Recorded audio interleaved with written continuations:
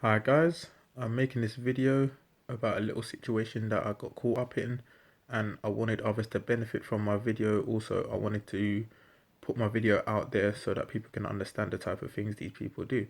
When I say these people, it will soon become evident who I'm talking about during the video. So I think it was on the 9th of April that this incident happened. I was traveling on the train without a ticket. I got to my local train station, and an inspector pulled me over and decided to give me a fine.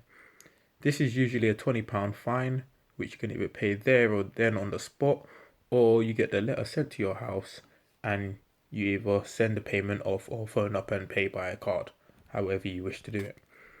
So I've given my details and whatnot. I've then didn't sign the paper. The reason why I didn't sign, guys, is because he said it wouldn't make a difference to my appeal or not. So I said I don't need to put my signature, as you don't need it for no any reason.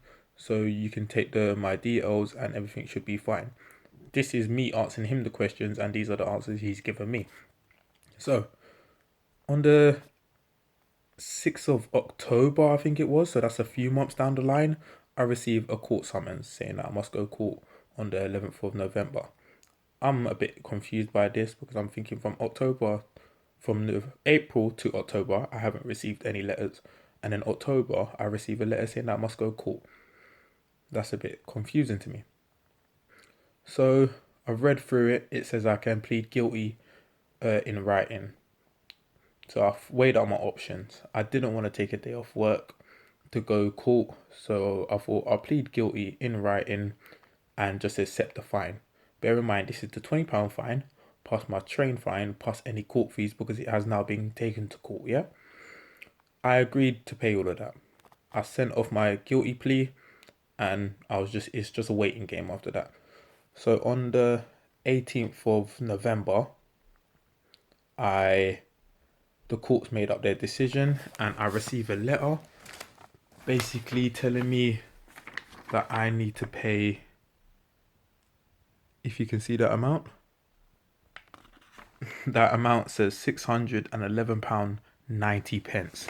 Now to break down that fine for you guys, it says the fine of £440, the compensation, which is £2.90, which is the original train fare, the victim surcharge, which is £44, which I've chased up and searched into, which everyone has to pay if your situations get carried to court, and then the cost of the courts, which is £125, which all adds up to the £611.90.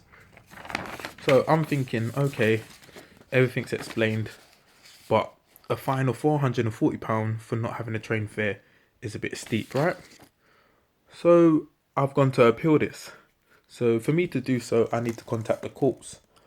I've then contacted the courts, who says I need to speak to the London Collections and Compliance Centre, LCCC. I've called LCCC. They've put the fine on hold until the 18th of December, which it originally was the 9th of December, which is fine. I'm happy with that. It gives me a bit more time to work with and to get things sorted out and done in the right manner, right? So, LCCC gave me two phone numbers for Croydon Magistrates Courts, which then brings you back to Camberwell Magistrates Courts, right? Not one of those numbers ring through.